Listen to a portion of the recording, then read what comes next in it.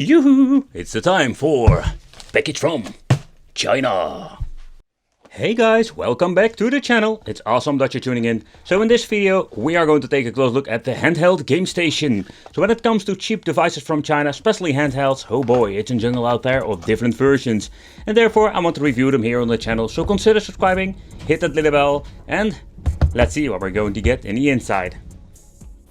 Back in the day when I started, let's say, collecting / reviewing these handhelds, oh boy, there were so many of them, and they didn't even came in a very nice fancy package what they're doing now.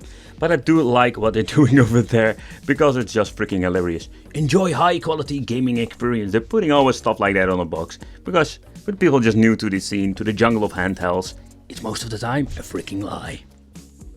So here on the channel I just wanted to check out what are we going to get.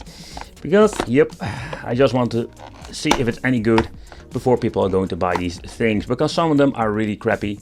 We're having four different colors. It's more like green, blue, yellow and the white edition. It is quite good quality cardboard. It's still very thin because it's a very cheap device and it's just a basic box. But let's take a close look. So here we're going to get the AV out cable. So let's check that out later on. And we're going to get a micro USB for the charging function. Here we're going to get the toilet paper manual like always. This is the deluxe edition. Yep, like the glossy one. And let's see, that's some basic explanation how it works, what you're going to get, and yada yada yada. Okay, let's take a close look at this device. So first of all, this thing let me remind of the Retroid Pocket. That maybe you didn't see it before. Like this thing looks almost identical in some ways. But first thing is like we don't have this big gigantic screen. It's very tiny. And the question remains, of course, is it any good when it comes to the quality? We're also going to open it up. Over here we're going to get the on and off switch. We're going to get a volume control. Here we're going to get the micro USB, and then we're having here the option for a CF card. It comes with 4 GB. That is the AV out function. And of course the display. We got a D-pad. The D-pad itself feels kind of nice. Got this very nice profile on it for giving some more grip. Going to get a 6-button configuration, special fighting games. Oh boy, I love it. But there is no shoulder buttons, so that is a little bit of an epic feel. Select, start, and here we're going to get the home button. But let's power it on first without the SD card inside, and let's see what happens. The display itself is a 3.5 inch, and so far I know I don't know any information about the resolution, but I would not expect it would be high. It would be something like 640 by 480. Overall, it's not an IPS, an old school LCD, but in my opinion it's not really bad, because don't forget it's a really budget product. Oh, by the way, when you boot it up without an SD card, this is what you're going to get. So this means that the software itself, the firmware is somewhere on the main board itself, but when you don't add your SD card, or it's highly possible if this card gets corrupted, you're going to get a brick of a system because they have this special pre-configuration. We can get into the menu, normal, power settings, stuff like that. You can just change it out, nothing really fancy. Here you can see like it's for power consumption, that it saves some power, that's it. There's nothing really special over here. Let's go back to the main menu. Let's check normal settings, language, product information, let's check that. Of course it shows that there is no internal memory, so that means there is no memory whatsoever on this device, or that is going to get recognized. Factory default, and here we can choose if we want to choose the LCD or the signal output. Okay, so let's put the SD back in. Okay, so let's power it on with the SD card inside, and let's see. We're going to get the Street Fighter 5 decal. There is always something they need to rip off.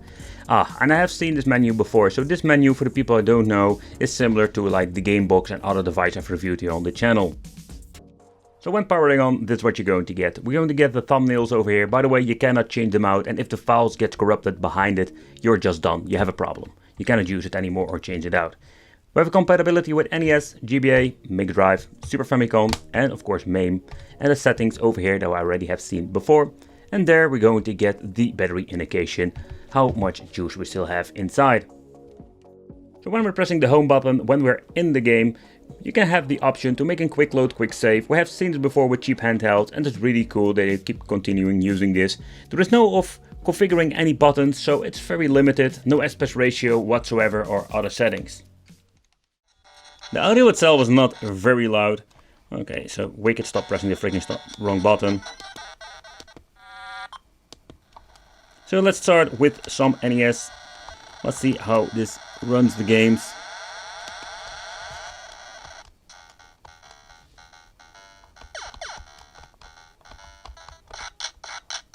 Okay, so the button configuration is completely messed up. The B is the start.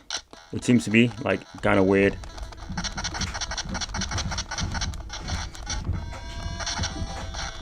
The D-pad is quite responsive. I do like the extra touch that you have better control over it. But it seems to be that the games are running just fine when it comes to the NES part. I must say, if they keep messing that up, even now, that would be like quite sad.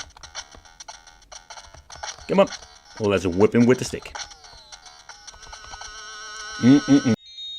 Alright, so let's check this game out. Let's see how it runs.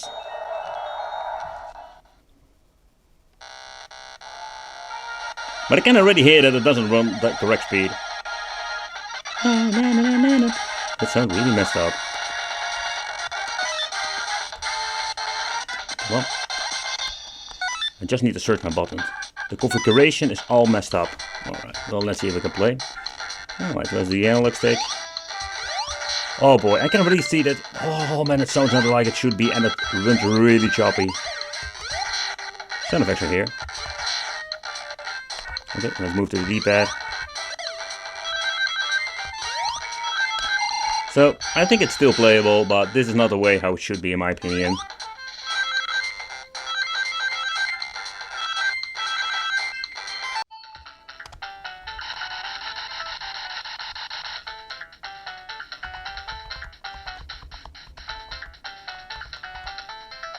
I must say that the gameplay is not that bad.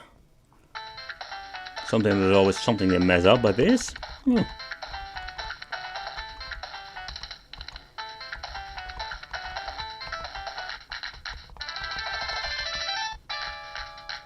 let's try the analog stick now. Let's see how it runs. How it drives. Okay, so next up, Super Nintendo. And I can say that it runs really horrible. You can hear it in the sound.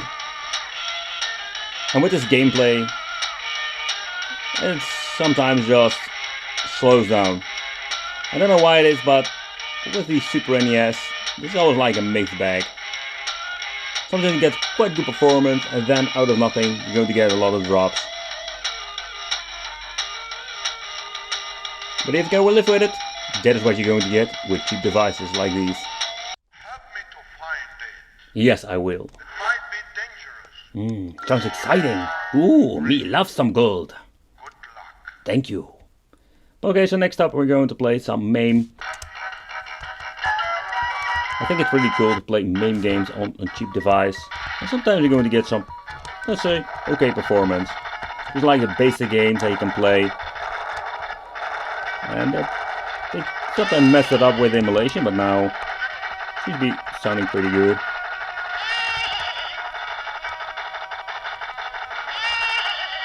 I'm shooting games, now I'm happy that I'm having like an analog stick, because it plays way better than the D-pad. I need to point out that the D-pad at Project fighting games, they are feeling quite good and the response is okay. Got most of the time like a big problem with these cheap devices and their D-pads, but it doesn't work that well. The device itself works plug and play. What I've already shown you in the video, you need to go to the settings and change out the signal output. Depends what kind of television you're using.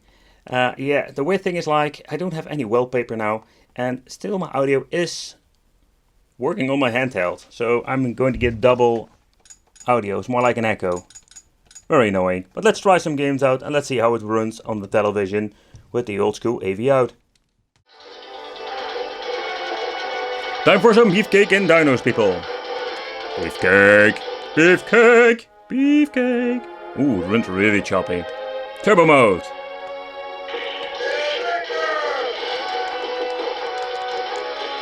Slap him on the ground. Give him a hand bump. Ooh, that's the beefcake way. You know how the song goes.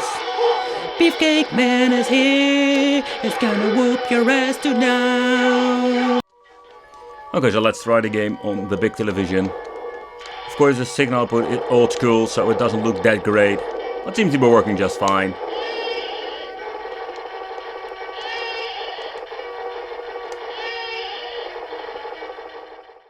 Okay guys, so let's do a quick teardown with you. I just wanted to see what is inside, so I'm hoping I only need to remove 4 screws, so I don't need to destroy the casing itself. We will find out. But overall with these devices, I'm always curious what are we going to find on the inside. So when you're looking at the audio, I was not very pleased with it. Let's put it this way, there is audio that's coming out of the device, but overall, not that great if you ask me. Okay, so let's see, I'm afraid that I need to pry it open. Yep, because they are using screws and plastic to keep it closed. Alright, so all the 4 screws have been removed. Well, let's get myself some pry tools and let's open it up. Alright. Let's click it open, be very careful. I also recommend getting like a toolkit that comes with a couple of these things. Super convenient, as you can see over here. So I was right at the beginning. So let's take a close look at the battery that comes inside. And okay, wait, what? Why is the freaking speaker over there? Like, should this thing be in there? Oh, that explains why the audio wasn't that loud. Okay, we're going to put it on the right place. Is the battery hot? Nope, not really. Over here we're going to get a 4000 milliamp battery inside. It's straight soldered to the mainboard over here, so you can replace it if you want to, but you need to do a lot of tinkering. And of course, yep, it has been, I think it's double-sided, or they're using kind of glue to putting it on the mainboard itself. So in the inside we cannot find a lot of things. So here we have like the mainboard itself, and I can try to remove it as one. I already removed the SD card, something I always recommend, otherwise you can break the SD card because it's already sticking out a little bit.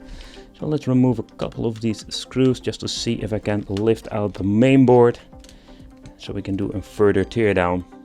Okay, so I was right about one thing, I can lift out the mainboard now. It's going to be a lot of tinkering and messing around. Here we go, so everything is attached to this bloody thing. Alright, so let's lift it out. I'm always super careful with the batteries. Oh man, there was only one screw in here that is still don't want to come out. Come on, get out. Very good. So there was only 4 screws that putting this mainboard together. Even if there was like an extra one you can put over there, but there was no screw hole for it or something. Nope, they just didn't use it. Okay, they were using these very cheap, I understand, like in other reviews and YouTube videos, that these are like the cheap ones you can get. Like they are not the best membranes, so I'm not very pleased to see those over here. Okay, what can you expect from a cheap handheld?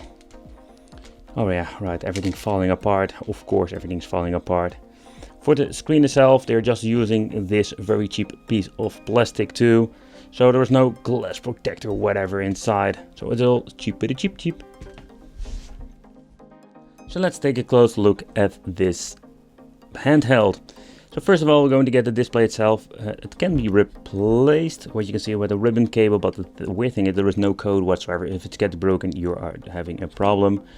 Over here, we're going to get the mainboard that contains also the chip, but it has been sanded off, so there is no information whatsoever. The only thing that we're having this thing called the RS28 game version 11, made in 2020, 1101. The analog stick, then we're going to get the touch control or the controls for the membranes, and here we're going to get the 3 clicky switches for the select, start and home. That's all it. I'm going to clean up the screen itself, just going to be very careful. And yeah, there is underneath nothing really, there's nothing much. They used a couple of these double-sided things. I'm just going to leave the battery on it just to be safe. But yeah, just want to give you a teardown and a quick look inside this cheap device. What are we going to get actually? Especially when it comes to the capacity of the battery. Okay guys, so what do I think of the handheld game station? So in overall, it's one of the many handhelds I've reviewed here on the channel, especially when it comes to the cheap ones. And they are using, better said, reusing the same kind of firmware. I don't know if it's Linux based or something like that. It's kind of weird, but emulators, you cannot change anything out. The D-pad itself, it's okay. It has a very nice touch, a little bit too much of a grip, like this very hard, that's a weird profile on the D-pad. That analog stick feels cheap, similar like a PlayStation 2 portable one. But overall, when you're looking at these devices, it's like a mixed bag always. They are like cheap, but when you're going to pay a lot of money for them, then they make themselves obsolete because there are so many better options out there that comes with better kind of firmware. So let me know in the comments what do you think of this. I want to thank you for watching. Consider subscribing, hit that little bell, become one of the Wicked family, and I will see you in the next video.